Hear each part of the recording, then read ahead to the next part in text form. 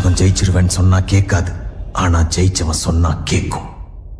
நண்பர்கள் அனைவருக்கும் வணக்கம். நான் உங்கள் சவுந்தரராஜன். நமக்கு முன்னோர்கள் சொல்லி கொடுத்துருக்கிற ஒரு மிகப்பெரிய தாரகை மந்திரம் என்ன அப்படின்னு பார்த்தோம்னாக்கா, எவ்வளவு பெரிய செயலாக இருந்தாலும் சரி, அதற்கு சரியான திட்டமிடுதலும் சரியான வழிகாட்டுதலும் இருந்ததுன்னா அதில் சுலபமாக வெற்றி பெறலாம் அப்படின்னு சொல்லிட்டு போயிருக்கிறாங்க. அந்த மாதிரி நம்ம உடற்தகுதி தேர்வுக்கு இருக்கிற அந்த குறைந்த நாட்களில் இந்த வகையான தவறுகளை எல்லாம் செஞ்சனாக்கா நம்மளால் உடற்தகுதி தேர்வில் சரியான பர்ஃபார்மன்ஸ் பண்ண முடியாது அப்படின்னு சொல்லிட்டு நம்ம ஒரு 7 வகையான தவறுகளை சொல்லியிருக்கிறோம். இந்த 7 வகையான தவறுகளை எப்படி நம்ம செய்யாமல் இருக்கிறது, இந்த 7 வகையான தவறுகளை தவிர்த்தா நம்மளால் 15க்கு 15 எடுக்க முடியுமா அப்படின்றத பற்றி தான் இந்த பதிவில் நம்ம பார்க்க போகிறோம்.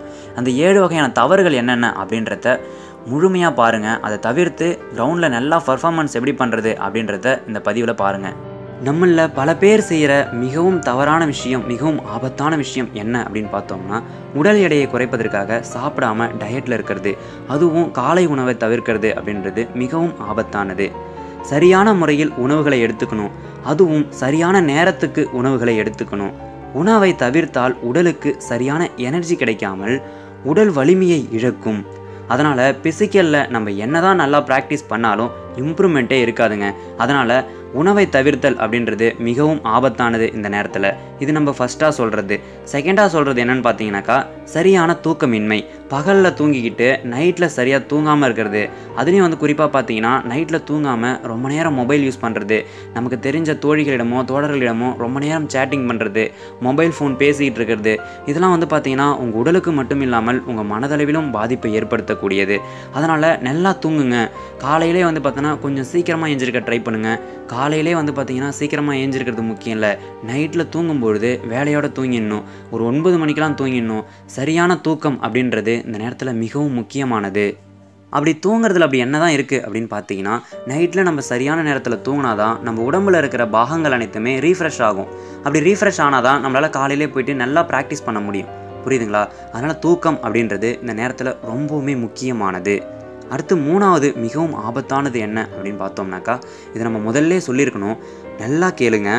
மது, மாது, புகைப்பிடித்தல், இந்த 3ம் பார்த்தீங்கன்னா மிக மிக ஆபத்தானது. இந்த நேரத்தில் உங்களுடைய உடலின் வலிமையை இழக்க செய்யக்கூடியது.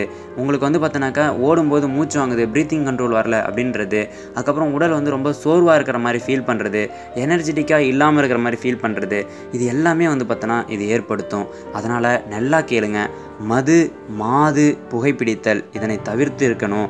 அதுவும் இதெல்லாம் பார்த்தீங்கன்னா உடனே உங்களுடைய உடம்புல உடனே பார்த்தீங்கன்னாக்கா எஃபெக்டை காட்டாது. அது பார்த்தீங்கன்னா ஒரு 3 நாள் ஆகும். இந்த சம்பவம் நடந்து மதுவோ மாதோ புகைப்பிடித்தலோ இது நடந்து 3 நாட்கள் கழித்து தான் உங்களுடைய உடம்புல அதோடைய ரியாக்ஷனே உங்களுக்கு தெரியும். இதை நீங்கள் 3 நாள் கழித்து தான் உணர்வீர்கள். இனி வரும் காலங்களில் மது, மாது, புகைப்பிடித்தல் இதனை கண்டிப்பாக தவிர்த்து இருத்தல் வேண்டும். அடுத்து பார்த்தீங்கன்னா நீர் சத்து பற்றாக்குறை. இதை நம்ம 4வதாக சொல்கிறோம். நீர் சத்து பற்றாக்குறை எதனால் வருது அப்படின்னு பார்த்தீங்கன்னா, நீங்கள் சரியான நீர் ஆகாரம் எடுத்துக்கொள்ளாததுனாலையும் அடிக்கடி தண்ணீர் குடிக்காததுனாலையும் ஏற்படுது. இது நம்ம ஹீட்டை பாடி ரொம்ப ஹீட்டாக இருக்கும், அதை கூல் பண்ணுறதுக்கு உதவுது. இது ரொம்பவுமே முக்கியமானது. அதனால் அடிக்கடி தண்ணி குடிங்க. தண்ணி குடிக்கலனா ரொம்பவுமே பிரச்சனை வரும். இந்த டைமில் பார்த்தீங்கன்னா ரொம்பவும் அடிக்கடி தண்ணி குடிச்சிக்கிட்டே இருக்கணும். நீங்கள் நல்லா தண்ணி குடிக்கணும். நல்லா பார்த்தோன்னா ஒரு நாளைக்கு 7 டைம்னாச்சும் யூரின் போகணும். இதை நல்லா மனசில் வச்சுக்கங்க. இந்த மாதிரி சின்ன சின்ன விஷயங்கள் தான் நமக்கு மிகப்பெரிய பாதிப்பை ஏற்படுத்தும். உடல் நலத்தில் மிகவும் அக்கறையாக இருக்கணும். இந்த நேரத்தில் இந்த பதிவு முழுக்க முழுக்க அதனை சார்ந்ததாக தான் இருக்க போகுது. சரிங்களா? 5வதாக பார்த்தீங்கன்னாக்கா 2 வேளை குளித்தல் அப்படின்றது தான். குளிக்கிறதுல அப்படி என்ன தாங்க இருக்குது அப்படின்னு சொல்லிட்டு நினைக்காதீங்க.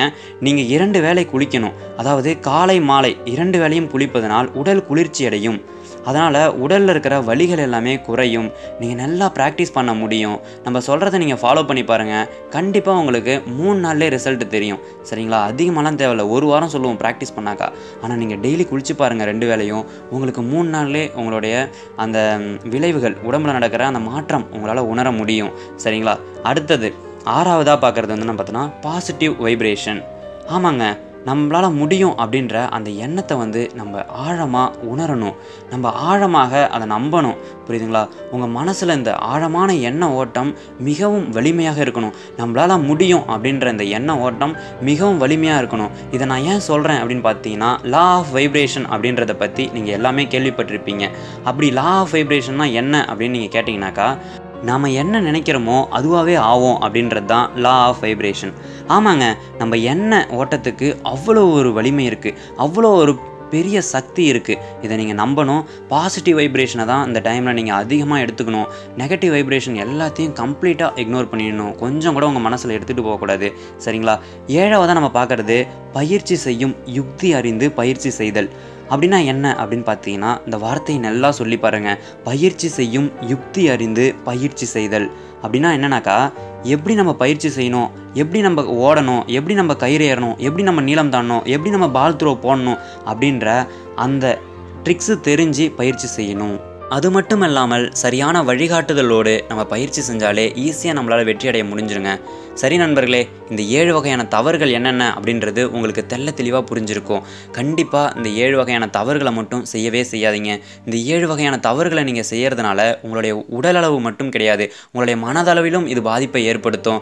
இதோடைய பாதிப்பு பார்த்திங்கன்னா உங்களுக்கு உடற்தகுதி தேர்வில் கண்டிப்பாக வெளிப்படும். அதனால் இந்த 7 வகையான தவறுகளை தவிர்த்து நல்லா ப்ராக்டிஸ் பண்ணுங்கள். கண்டிப்பாக 15க்கு 15 எடுக்க முடியும். மீண்டும் ஒரு பயனுள்ள தகவலோடு உங்களை சந்திக்கிறேன். நன்றி, வணக்கம்.